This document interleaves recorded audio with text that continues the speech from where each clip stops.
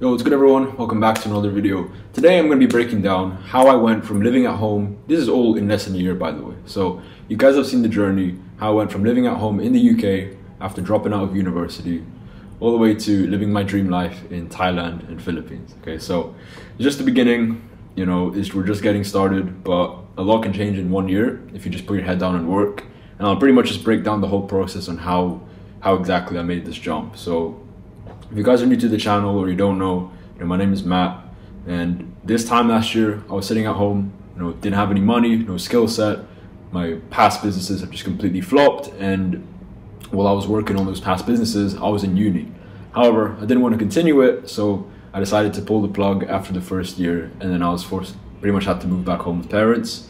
And from there, I didn't know what to do. I had to figure it all out. So I'll show you the roadmap that got me from there. So you can see me here. This is actually, if you guys see my old videos, I was sharing a bedroom with my stepbrother. And after I just moved back home from uni. And this is a bunk bed. Yes, your eyes aren't deceiving you. This is a bunk bed. So I was sharing it. This was like one of the lowest points in my life.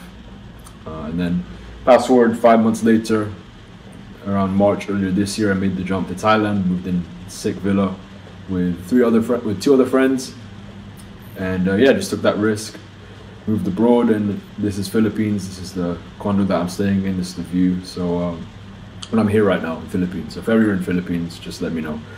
But yeah, guys, this is, and just to show you as well the sort of receipts. We'll go into the receipts later. However, step one. So I was at uni, as I said, and I dropped out. Past businesses weren't working, and it was, to be specific, my coaching business wasn't working out, right? And one of the reasons why it wasn't working out was because I didn't have the skills needed to, start making income consistently from it and get clients consistently from it. That's all it comes down to. That's what I realized. It's just skill set and consistency and giving yourself a long enough runway, long enough period of time for things to work out. Okay, and I didn't have the skill sets clearly back then. Otherwise, I would have succeeded with it by now. But back then, didn't know what I was doing, so I had to find a way to, figure it out somehow. And then I got into appointment setting. So that's the first step. Is appointment setting / high ticket sales. Put that appointment setting / high ticket sales. This was my foot in the door to finally start earning consistent, like Wi-Fi income consistently, right? So I got placed in a position. How did I do that exactly? I have a video on my channel that explains how I landed my first setting position, so you can go check it out. And then one of the things you want to look for in your offer, and again, I've got my whole channel is filled with gems. Just go through my playlist. There's a whole playlist on how to find and how to get hired in your first position. So when you're in a position, when you're looking for one, some green flags to look for: tons of high quality lead flow, solid offer, solid results. That's how you know it's a solid offer, because the student results are there. You're not selling snake oil, you're actually selling something that changes people's lives. And then mostly inbound. If you can get an inbound setting position, that would be great. But if you have to start off with outbound, then that's also fine. Got to earn your stripes, especially if you're starting out. But this is what got my foot in the door. So I got placed in a position with my friend. He was getting a ton of leads, when I say ton, I say hundreds of leads per day from his TikTok, because the TikTok had just popped off at the time. And then he was funneling the TikTok leads to his Instagram. He couldn't handle them all, so he was like, "Hey Matt, could you help me out with this?" I'm like, "Yeah, sure."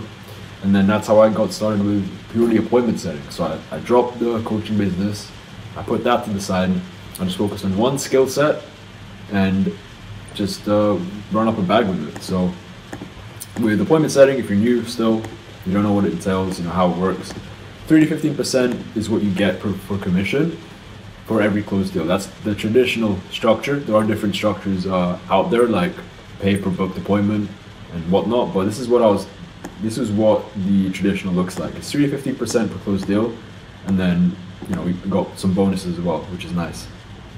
And then none of this would have come together if I didn't work my ass off. So back in October this time last year, I had to make it out. I had that burning desire to figure any means necessary to get out of there, right? I'll even come clean with you guys. I think at that point in time, I was very, very close, and I'd actually just started taking job interviews.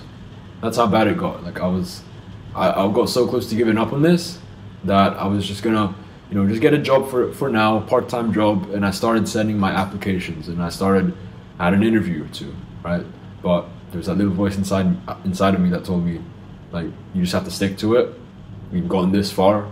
You documented the journey on YouTube. Everything is documented on my channel, so you can go scroll it. There's proof that I didn't come from, I'm not gonna say I was a rags to riches story. It's not, but you can see where I came from, right? I was filming these exact same YouTube videos in the same bedroom that I came from with my stepbrother, okay?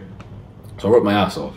I had the burning desire, I wanted to make this work, and this opportunity was presented to me, and I just took advantage of it. So I'd be pulling in like 4 to 6 to 8, sometimes even 12-hour days, just to book as many meetings as possible, get extremely good at the skill, and make some commission as well. So that's the first thing.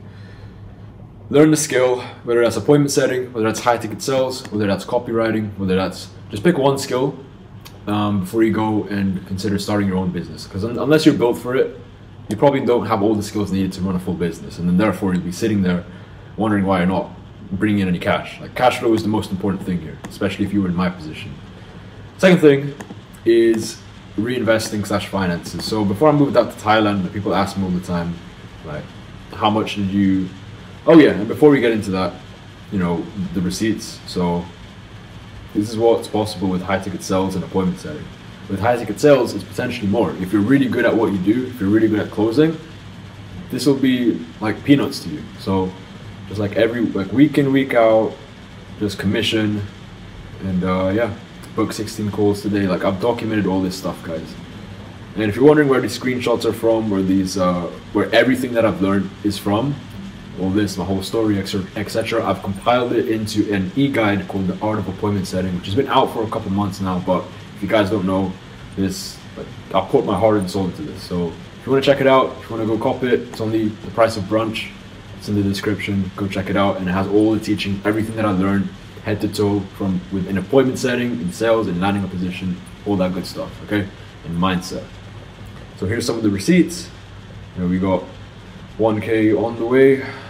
1.7, 600 quid, and yeah, that's what's possible with appointment setting. Second thing is reinvesting / finances. So people ask me all the time, Matt, how much did you save up before you made the jump? I would have made the jump if I would have saved up a bit more, like 3 to 5K in the bank. It's cool, but if you really want to feel secure and you really want to make that jump, I'd probably go 5 to 7K, and then you'd be good. And then as long as you're bringing in cash flow, that is, let's say 2.5K to 3K minimum is a start. That's like, if you have these two things in place, guys, and if you've been wanting to make the move, then I'd say these are like the 2 green lights. You've saved up a decent chunk of cash, and for emergencies, for whatever, right? Just to help you feel secure, and because like later on you're going to be spending on things to help you with making the move, which I'll go into in a minute. And then cash flow, if it's 2.5 to 3K minimum at the start, I said at the start because the whole point of changing your environment, the whole point how I moved, is to get out the house, move out the house, and get into an environment where I'm surrounded by like-minded people. I'm able to make more money. I'm in better health, better shape. I'm doing the things that I love. I'm living my dream life, which is what I've defined. So that's that. And then don't blow your money into stupid stuff in the beginning. This is a crucial stage. You're trying to make the escape. Reinvest it back into resources. The most important one for me personally was people. So like, for example, shout out to Jack Hopkins, CEO of Testosterone. I joined his mentorship, and again, there's no affiliate link, but joined his mentorship back in February. So I was already, making a decent amount of cash, but he was the guy that inspired me to make the move to Thailand, because he was also from the UK, and he was pretty much living the life that I wanted to live. So hopefully that can inspire some of you guys to make the move as well. But anyways, people like Jack, super shout out to you. Join his mentorship, join his network, and this is why, the reason why people is so important, because if you join a network, a private network, or I don't know, mentorship, that's gonna do way more for you than a simple course or a simple, program where it's just information. Don't get me wrong, that has its time and place, but if you can get in touch with the right people, then that's going to pay dividends. It's not about what you know, it's about who you know. That's what the saying goes. So I was more focused on, okay, the people I'm here at the moment, I'm trying to get here. Instead of thinking, okay, what do I need to know? What sort of people know the stuff I already need to know, and how can I get in contact with them? So this is why I was reinvesting a ton of my money back into networks, back into, even courses as well, little e-guides, anything to help me out, accelerate the process of making more money so I can make the jump much sooner. And then one of the good things, guys, about living at home with your parents is, little to no expenses. Unless you're helping out with paying rent, which is completely fine, in my opinion. You should be doing that actually, because they're sharing the roof with you, so you need to pay it back somehow. But compared to living on your own and actually moving out, there's little to no expenses. Your parents are buying all the food for you, they're taking care of you. They're, most of the expenses is little to none basically if you're at home. So use that to your advantage. Don't go stupid. Don't go out partying every weekend. And at this stage, at least, it's fine to do once you've actually made the jump to kind of celebrate. But right now, again, guys, you need to lock in. I locked in. This was a pivotal growth period for me. From October to March, this is what I was doing. Reinvesting it back into myself, into experiences and into people. So that's the second step. And then once you got there, third step is logistics. So at this point now, you're probably in a position where you're ready. You've mastered the skill. You're closing deals or you're setting appointments. You finally have that stable cash flow. Because nothing's ever completely stable, right? But you're getting that consistent cash flow finally. You're not having to work a 9 to 5, and you're reinvesting it back. You're growing your network. You're learning more about yourself, about growing your business, improving your health, all that good stuff. You're just on an upward spiral. So now you feel like now's the time to make the move. Okay, logistics.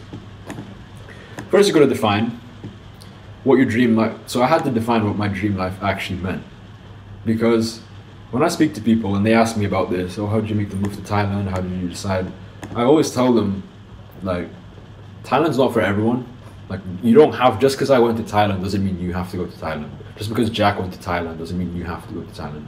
There's a ton of places out there, but it all starts with what does your dream life look like? Because if you go to Thailand and you don't even define how you want to live your life, how your higher self is living, then you probably will hate it.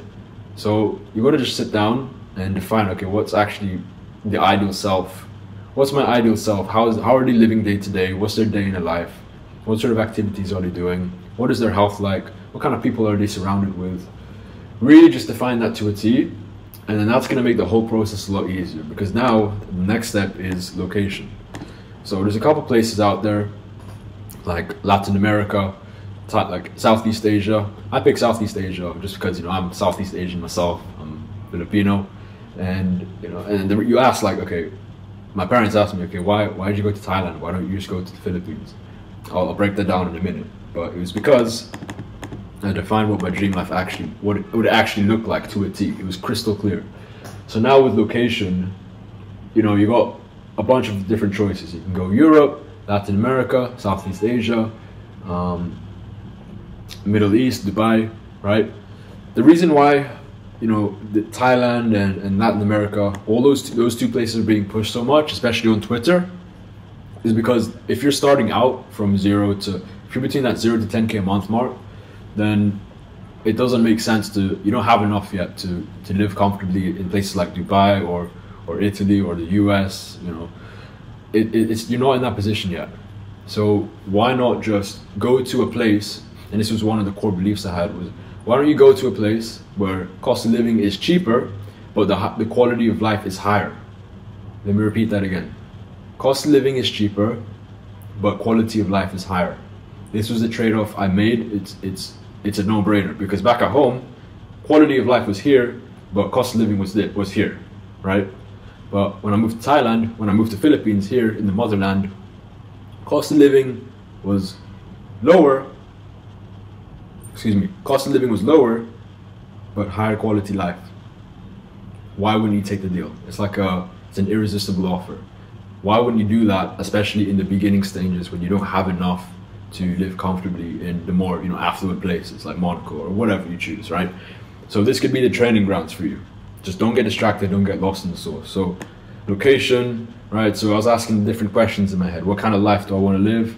Okay, I've always wanted to live in a villa. That's kind of the dream. And when I found out you can live that sort of life, villa by the beach, palm trees, drinking coconuts, kicking it with your boys, building your business, all that good stuff, right? I didn't know you could do that. I thought I had to wait 5 years. 5 years of head down grinding, then you'll get there. But I didn't realize it was that I can just make the jump in 3 months or less. So this made the location very easy then. Okay, Thailand. Do I want to live in Bangkok? Do I want to live in Phuket? Do I want to live in Koh Samui? Where do I want to live exactly? Chiang Mai? Am I more of a city boy or an island boy? At that time, I really just wanted to be out of the city, back in the UK, and in the islands. I like my son. I like Muay Thai, and yeah, I like coconuts. So there's no better place than Koh Samui, because Koh Samui compared to Phuket's I heard is just very overcrowded now, full of tourists, gone a bit, Koh Samui is a more polished place, so that's where, and a lot of my friends were there too, so that's why I picked Koh Samui. But you have to do your own homework. You have to sit down and actually do this for yourself. And then accommodation, where are you actually going to stay? With Thailand at least, these were the two websites that really helped. One's called Fazwaz, one's called 3 Seasons. And then you could also have your Airbnb and Facebook groups. With the Airbnb though, what I'd recommend is you reach out to the person directly, which you can do on the website. So on the app, you scroll down and you can actually message the person directly and try and get the deal done directly through them. So you're not incurring any extra fees from Airbnb. So that's a little tip. Yeah, you'll be surprised how much you can bargain and how much of a discount you can get at the places you're staying on Airbnb. But Facebook groups are also good. Just make sure, you schedule some viewings if you need to, just to make sure it's legit. But yeah, pretty simple. Accommodation, pick a villa that you like, pick a place that you like, find some friends if you need to, or if you want to do it solo, do it solo. Activities, again, define what your dream life actually looks like. What's a day in the life looking like for you? A week in the life? What sort of stuff are you doing? Are you walking by the beach? Are you going to be, in the city shopping? Then, if it's in the city shopping, it wouldn't make sense to go to somewhere where it's an island. Okay, should be common sense. And then the last thing is just cost. Figure out what the transport costs are, the food, how much does that cost, all that good stuff, and then book your flight. And I recommend using Skyscanner. That's the best it's the best one I've used. Hasn't failed me. Shows all the cheapest and the best flights for your desired destination. So, to sum it all up, living at home in the UK, uni dropout, to living my dream life in Thailand/Philippines. So I was in Thailand for 3 months, and then after those 3 months, I was actually able to see my family, who I haven't seen since 2017. Yeah, 2017. So it's been 6 years since I last saw my family in the Philippines. So it was a great experience. The villa's nice. All this stuff, the beach, all that good stuff is nice. But there's nothing like being able to see your family and you haven't seen in 6 years. So, and now I'm in the Philippines. This is kind of what the place looks like. It's in Manila. And all this stuff I document it on my Instagram, so if you want to check out my Instagram as well and follow me, link is in the description. That's more behind the scenes stuff from the YouTube. But yeah guys, this is how I did it in a nutshell. Number 1, learn a high income skill, appointment setting, high ticket sales, copywriting, any high income skill, focus on one in the beginning. Number 2, don't be stupid, reinvest back into yourself, reinvest into finding the right people, grow your network, learn new skills, learn new knowledge, unlearn bad habits, and keep track of your finances. So now you're putting yourself in a position where you're able to make a jump like this. And then the last thing is logistics. So just sort out the logistics. Can be a headache sometimes. That's why, again, reaching out to the people who already know what they're doing, that's why it's going to be such a big asset. Because had I tried to figure this out on my own, it'd be a headache. I probably would have had a meltdown. But because I knew the right people to help me out, made it a lot easier. So define what your dream life actually looks like. Do it for you. Like, what does your dream life look like? Not what anyone else tells you. So do that. Figure out location, accommodation, activities, costs, flights, and then just full send it, pretty much. You know, fortune favors the bold. So yeah, hope you enjoyed this video. Make sure you like, comment, subscribe if you're new to the channel. Again, all the stuff that I've learned, again, if you want to get into appointment setting, if you want to get into high ticket sales, but mostly appointment setting, get the Art of the Appointment Setting e-guide, link is in the description. Put my heart and my soul into this. Everything that I've learned over these past 2 to 3 years in appointment setting compiled in this e-guide. Okay, I can't stress enough how important this is. You know, tons of testimonials, tons of reviews. Go ahead, copy it down below. Some receipts. Check out my Instagram, behind the scenes resources, and yeah, hopefully this helped, guys. Make sure you smash the subscribe button, and I'll see you in the next one.